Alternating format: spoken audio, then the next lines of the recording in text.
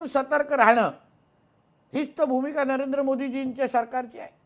बरं, पण एक काळ होता की काँग्रेस बरोबर देखील आपण सत्ता उपभोगलेली आहे आणि त्यानंतर भाजपमध्ये घेतलेला प्रवेश.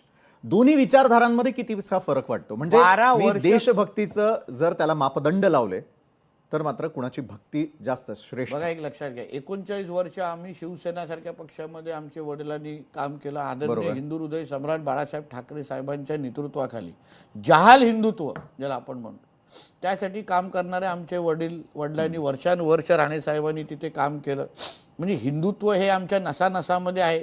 आम्ही बोलतो आमचं रक्तच भगवा आहे. बरं. 12 वर्ष उद्धवजींच्या नाकारतेपणामुळे, उद्धवजींच्या एकंदरीत घाणेरड्या राजकारणामुळे काँग्रेस सारखा पक्ष आम्हाला नाईलाजाने निवडायला लागला. पण त्याच्यामुळे देशभक्तीमध्ये तर कुठे कमी झालेली नाही. आणि आज भारतीय जनता पक्षामध्ये काम केल्यानंतर विचारजी मी तुझ्या छाती ठोक पद्धतीने सांगतो, हां. हा एकमेव पक्ष देशात राज्यात असा आहे जो हिंदुत्व बरोबर कुठलाच तडजोड करत नाही. बरं. जिथे हिंदू समाजाचा विषय येतो तिथे भारतीय जनता पक्षाकडून कुठलीही तडजोड होत नाही. आणि म्हणूनच आज ह्या पक्षामध्ये आल्यानंतर मी तुम्हाला विश्वासाने सांगू शकतो, ह्यांच्या राष्ट्रभक्तीमध्ये आणि काँग्रेसच्या राष्ट्रभक्तीमध्ये जमीन आसमानचा फरक आहे. बरं. काँग्रेसची जिहाद भक्ती आहे आणि ह्यांची राष्ट्रभक्ती आहे. बरं, दोन्हीतला फरक तुम्ही समजावून सांगण्याचा प्रयत्न केला.